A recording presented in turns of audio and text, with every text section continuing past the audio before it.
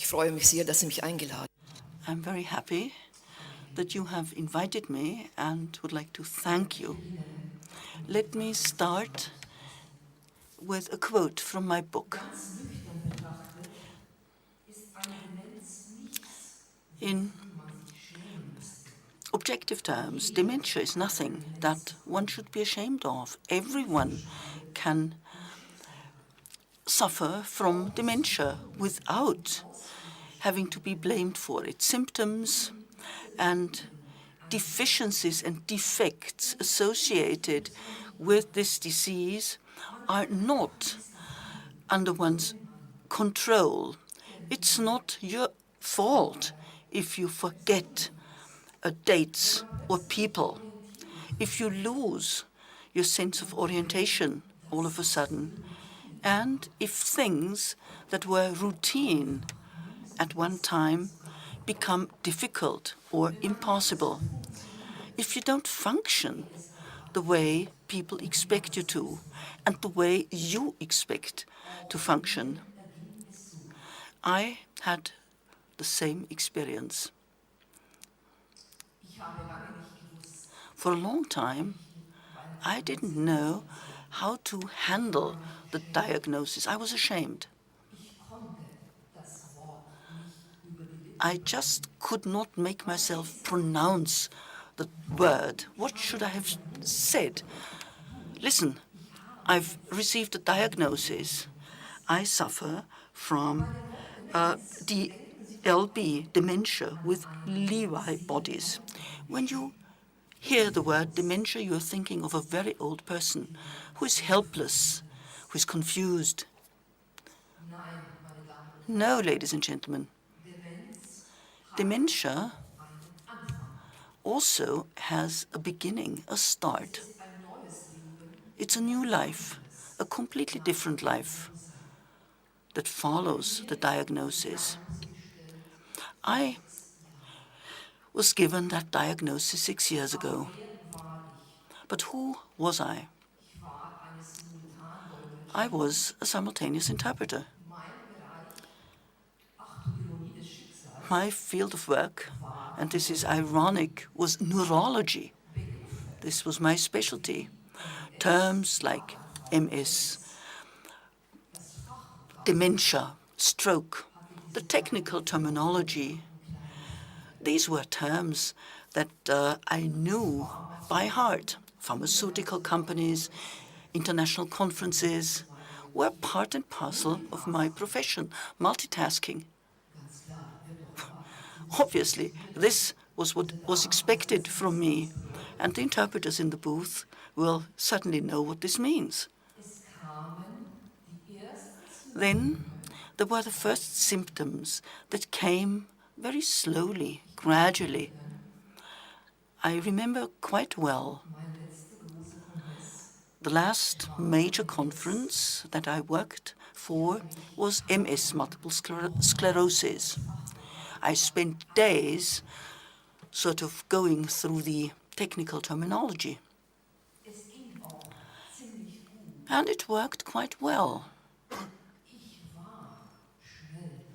I was fast, but not the way I used to be. And,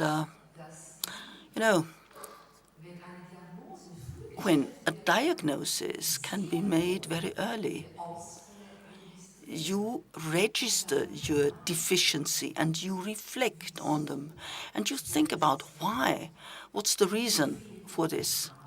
I couldn't find the words in my foreign languages. I felt uncertain, and what I did was try and calm down and regenerate. I wasn't worried. And my presentation today should give other people courage. The previous speaker made it quite clear. He said, I too couldn't find my key on occasions. I too forget names. But forgetting things that were routine for you, like grammar, simple grammar in French, endings of words, this was something unusual for me. Over and above that, I had problems orienting myself. I didn't find my booth. I got lost in a building that I had been to repeatedly. I thought I was simply exhausted. To keep a long story short, over the months, other symptoms appeared. Even in my mother tongue, German, I just couldn't find certain words, or I combined different words. I left out vowels, exchanged vowels, replaced them by others. That sounded quite funny. Well, how did it sound? Well, we just laughed, my son and myself. But the biography of a person is a very important element. And this was an important point in my disease. I actually noted down my defects and deficiencies. I kept a diary, a log, and gave that to my doctor.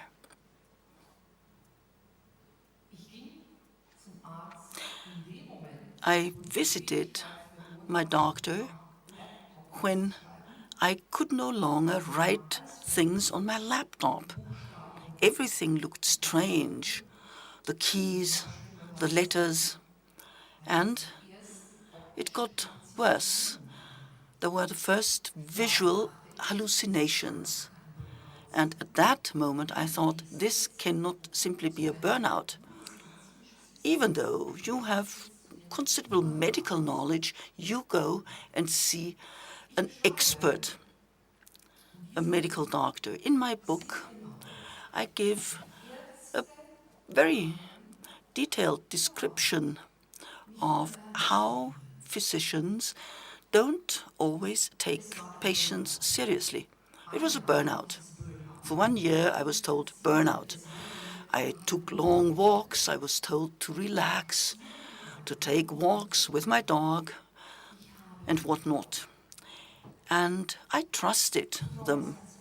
Trust is important. But when, after a year, I was again told to take long walks, I attended the memory clinic. It's not easy to diagnose dementia if people,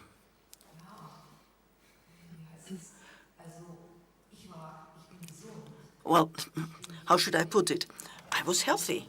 I was not overweight. I don't have high blood pressure. I don't have diabetes. So I had nothing, actually, that could indicate that I was suffering from dementia. It was called eliminating diagnosis. I did all the tests, but then came the moment when I was told the diagnosis. Well, and this was the moment when my life, from 1 minute to the next, changed. Because everything you could no longer do, all the limitations, everything you've tried to find explanations for, everything you've gone through, means you're angry at yourself. Why don't I function anymore? Now, all of a sudden, there was an explanation for all that. And I hope I won't be getting emotional. Have you ever been in a situation where you waited for a diagnosis? Have you ever been sitting in a waiting room where people are crying without having someone to support you, where you feel the everlasting sunset? There were all these people, all of them waiting for a diagnosis in this memory clinic. But then I felt strength again. I had planned a strategy. No matter what the diagnosis would be, and I never thought about dementia. I thought I might have a tumor, a brain tumor. I said to myself, I will believe in my strengths and I will ask myself, what can I do?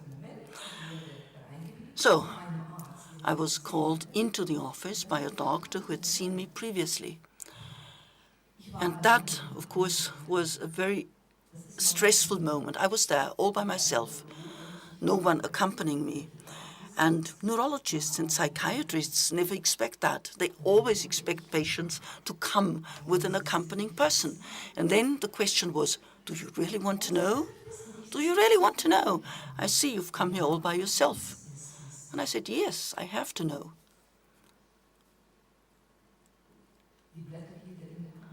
Well, he had all his sheets, his forms, and he said, well, you know, it's rather rare in your case. I was 54 years old. It's dementia with Lewy bodies. Full stop.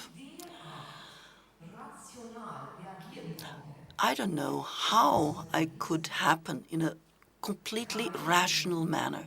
I didn't shed any tears. I simply said, well, doctor, what's the prognosis? What can I do? And my doctor simply said one sentence. Well, try to make a living will and find a caretaker or trustee. Here you've got a flyer. Come back next week and I will prescribe medication for you. Well, this is something that is unacceptable, no matter what the diagnosis is, no matter what stage of dementia you're in. I was still at the very beginning. But just one sentence, one statement is what a patient and, well, his relatives need. The first step after this diagnosis for me was not to go home and tell my son, hi, I've been given a diagnosis. My son was just taking his high school exams. I had, well, my child fairly late, so I knew I couldn't tell him at this particular moment. He needs me. And he's also a special person, a child with an Asperger syndrome, autistic child, taking his high school exam, and he will be finishing his studies as a journalist in a few weeks. This was sensational. So I couldn't just come home and tell him, you know, I've been diagnosed with dementia. What are we going to do? There was no partner. Well, they had all died. I couldn't involve my friends. And you can read the details in my book. Anyway, the first stage following the diagnosis is mourning. You need to take time for mourning. It's like something you've lost. I no longer have my linguistic knowledge. Working on the laptop, traveling on my own, no longer possible. So I did have to go through a period of mourning. And it took me some time to accept myself and to tell myself, listen, you are just as valuable now that you have been diagnosed with dementia. There are certain things you can't do anymore, but you don't have to cry over that. You can't change things. Experts and relatives will know. All you can do is try to postpone and delay the progression of the disease. So what I did was, together with physicians, to work out or to accept a program and to start working on myself. But I need this strength again, day after day. And I'm here today in order to tell you what every single person can do.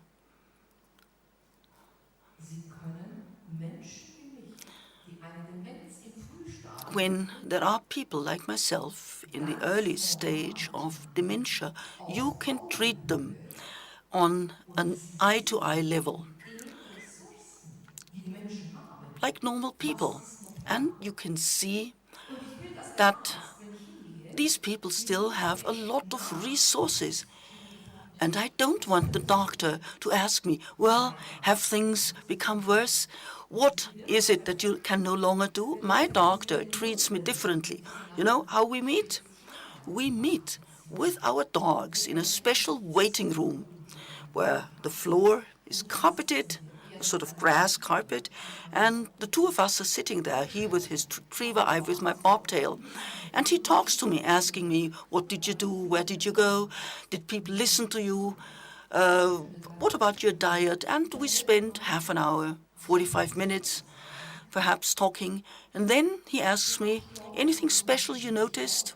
And I tell him, well, yes, we should change things. I should have another scan. And then he asks me, do you agree? And this is the kind of physician I expect to see. And I'm fine today. I'm being taken care of by an interdisciplinary team. And I developed strategies to learn to live with this diagnosis. But, you know, when someone can no longer work all of a sudden because of dementia, there is a social decline. How does this happen? How does this come about? Well, it's as follows. In most European countries, dementia only. In Germany, does not yet permit me to get a handicapped ID card.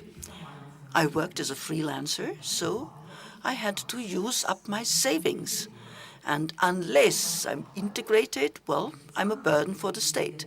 If I had been gainfully employed as an interpreter, well, I would have received my pay for another year, and then I would have received unemployment benefits. But since I wanted to be independent all the time, I applied to an integration service because I knew that people who no longer are able to exercise their former profession because of disease can be integrated.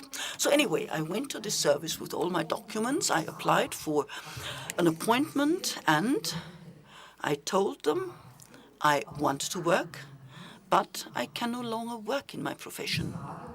The question then was, well, what is your problem? What are you suffering from? I had all my medical certificates.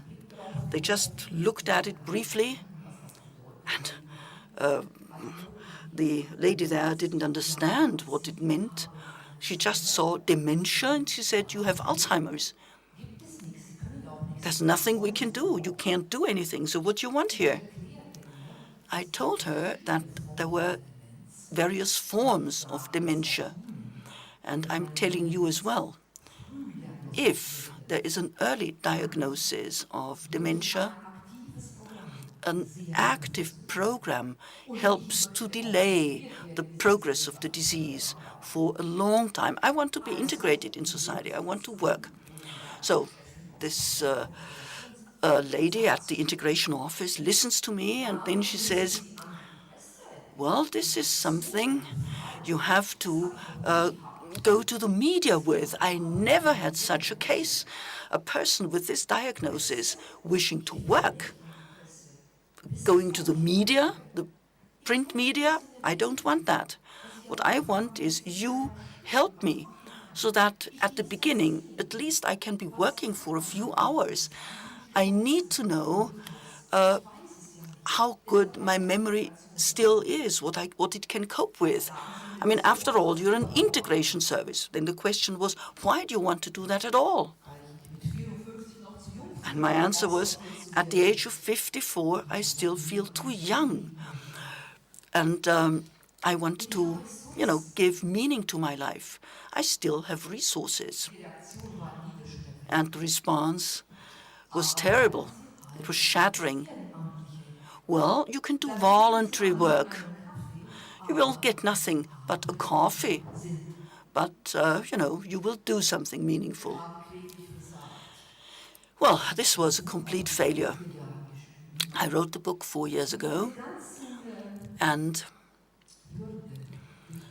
there were all these barriers and obstacles, people not being prepared to handle a diagnosis when you're in the early stage of a disease, where I felt I still could do so much. So I felt I needed to do something. I wrote this book by hand, as I did with all my presentations. And I've jotted down the individual points or bullet points. Somebody helped me then transcribe my handwritten text, and I read through the text once again. And after a year, finally the book was published. Now, a few years later, I know that we are on the right way, but we still have a long way to go. Because people whose disease is diagnosed very early are sort of left out. And you know what happens with us? And I've learned this ever since I've been allowed to talk to the European Parliament. Every one of us costs you a lot of money. Everywhere we get depressive, we suffer from other diseases, but we are still alive because we are still physically fit. So why not make offers to us where we can do something? So I'm trying to raise awareness for the different types of dementia or aspects.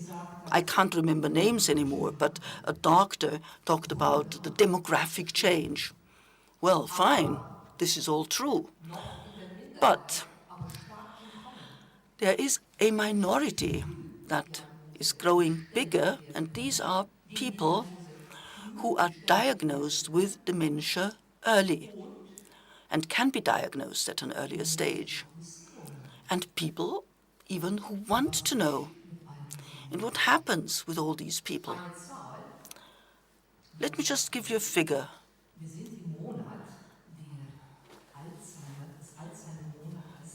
This is the Alzheimer's month.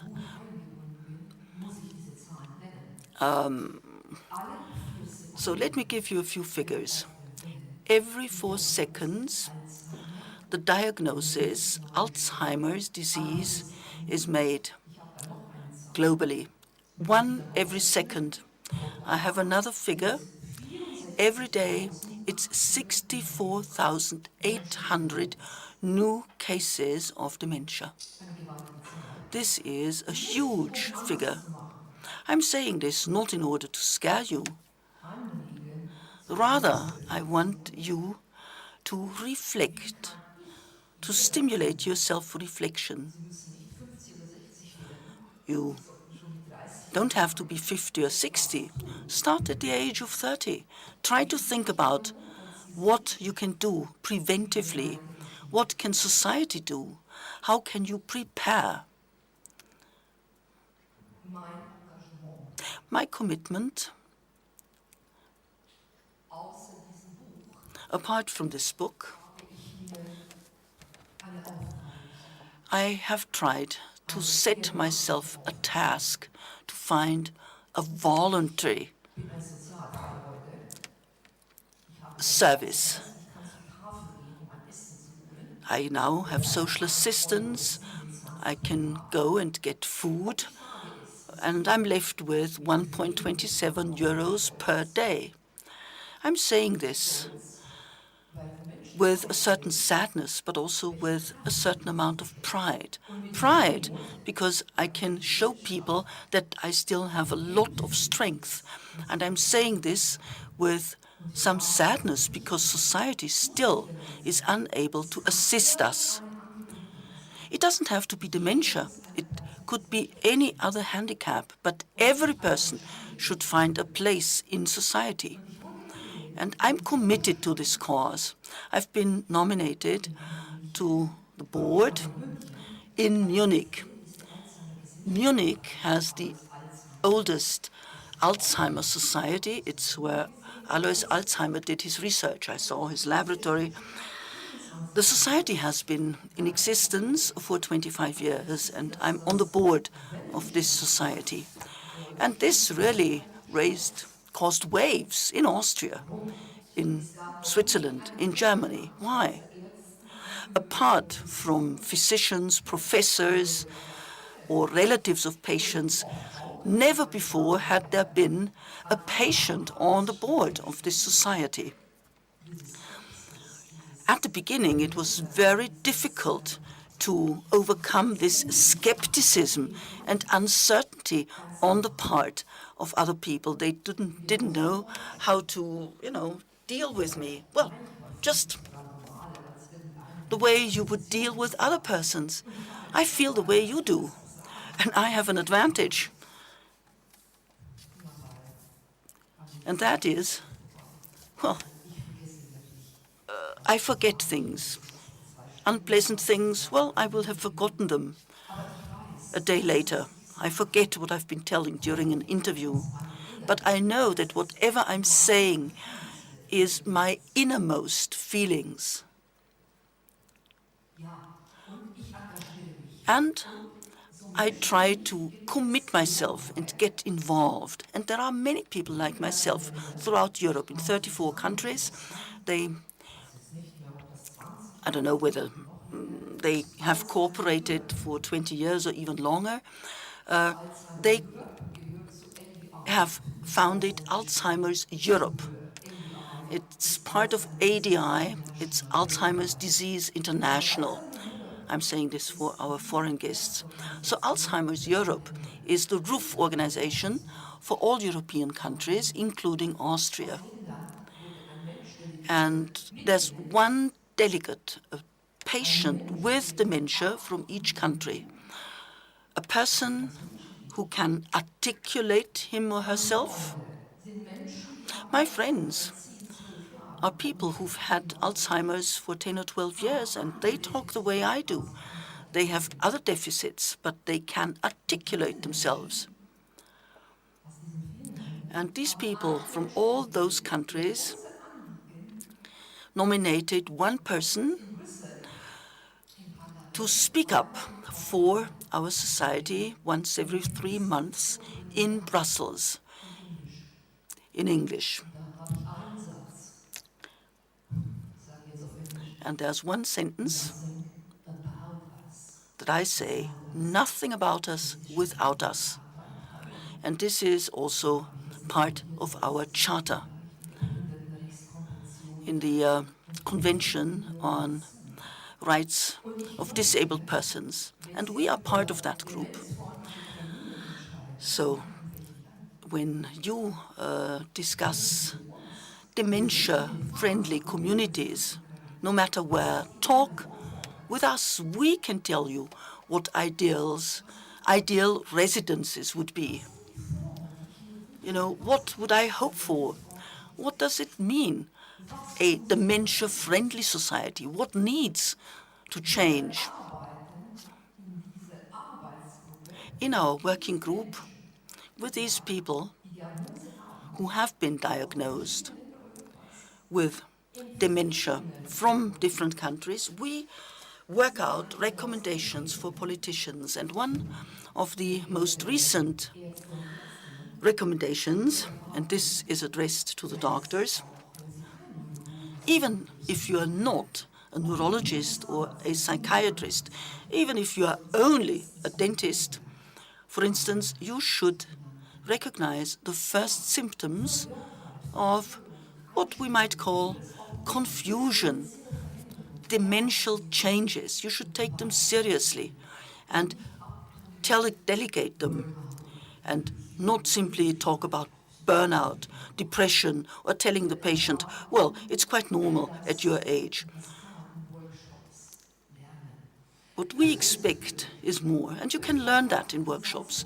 Austria holds a leading position. Austria organized a workshop, a seminar in Salzburg, and a number of dementia patients were invited, and they represented informed, responsible dementia patients, and together with neurologists, they worked out guidelines. I don't want to bother you with the details or bore you, but you can Google the information or look it up in my book. We are not ashamed. We want to do away with this stigma, and this is why we talk in public, on the radio, in talk shows, in the media. Media have an enormous influence. Quite honestly, mostly you only think about very old patients, but this is the terminal stage. It'll come for me as well, but I live here and now, and today and now I'm committed. How much time do I have left? I have no sense of time. Okay, it's fine, I've been told. So let me stop here and conclude with a few thoughts. During dementia, you develop new abilities, believe it or not, because you have time to reflect. You have other priorities, and all of a sudden you discover you're an artist. You start painting. You start learning to play an instrument. You have philosophical thoughts about life. It's phenomenal. So dementia is not only degradation, it's much more. I've summarized these thoughts or ideas. It may not be easy to translate, but the term I would use is in spite of that. It's a wordplay. It's in German, it's trotzdem, and it means in spite of dementia.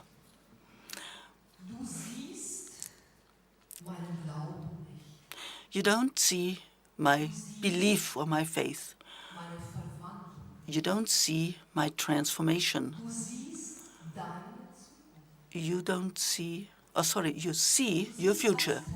You see everything quite clear. You stand above me. I live my belief. I love my change or transformation. I see my here now. I'm unclear.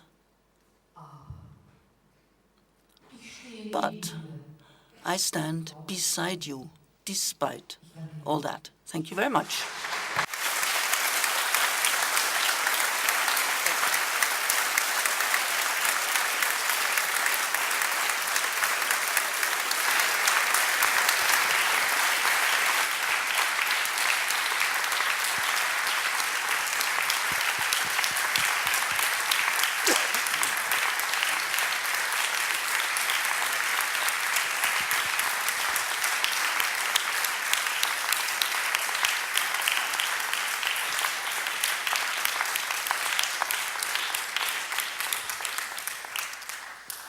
Wie immer ist die Zeit leider sehr knapp. Well, as usual, time is very short. Still, we can have a few brief questions. Frau Helga Rohra, auch Ihr Buch draußen. Mrs. Rohra is going to autograph her book outside. You will have a chance to see her there.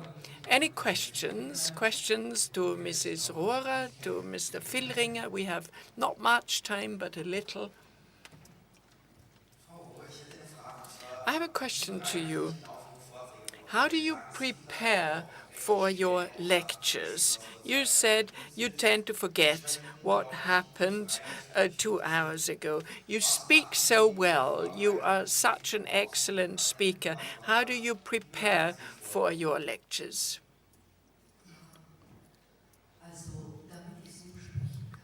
Well, for me to speak the way I do is something I owe to my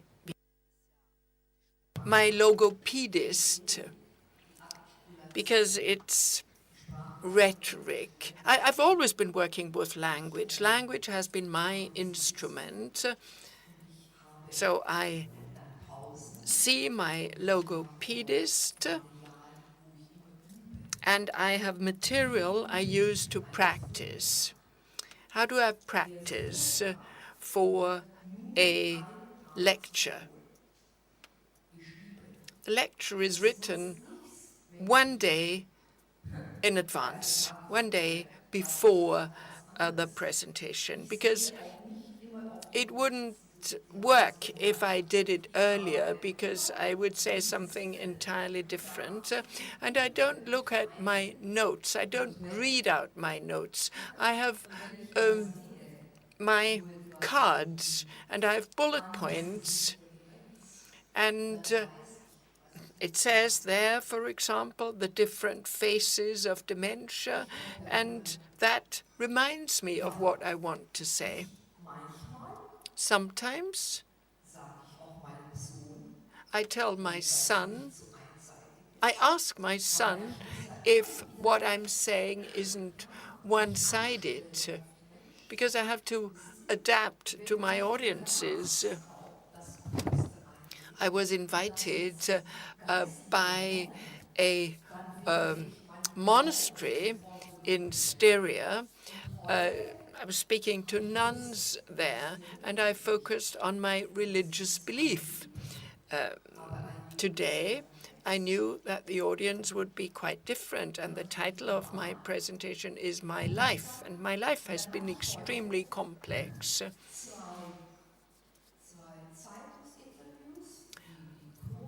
I was also interviewed by two newspaper journalists and by television. So I said more or less the same thing again. So, I'll be on television on Tuesday. So if you want to hear that again, Tuesday, I don't remember when, on ORF2, that's the channel that will broadcast the program. Of course, there are moments when I have doubts, but then I tell myself,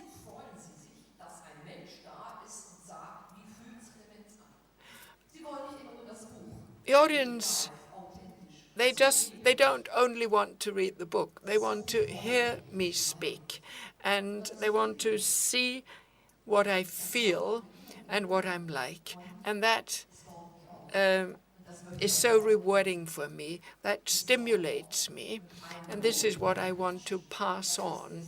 And applause is the meaning of my life. Of course, I'm sad knowing that I can no longer sit in the booth and interpret.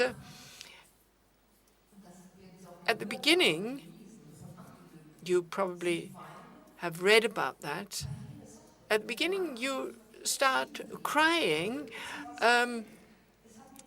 all the time.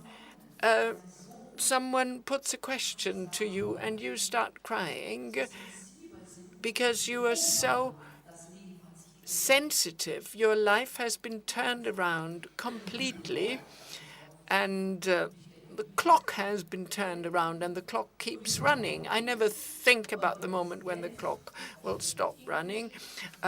What I think of is my next lecture, and my next lecture will be in Geneva. I've been invited by Nestlé. They too want to hear what I've got to say, and that's good.